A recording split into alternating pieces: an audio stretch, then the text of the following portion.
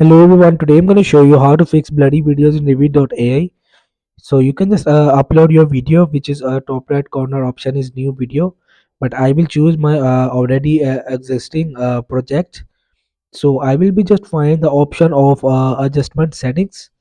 So but right now I will can't find because here is the option is frame, slide, text, media, audio, captions, and from here you will see also there is a video option. I will just tap on it, but I can't find the adjustment setting manually to fix the blurry videos.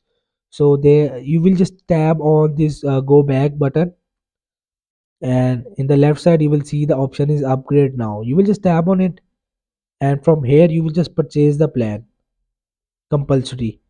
And here you will see after purchasing you will full video editor access. So after this you will be able to full video editor access, and then you will be able to specific features of Revid.ai. You may have options to adjust parameters such as sharpness, brightness, and contrast.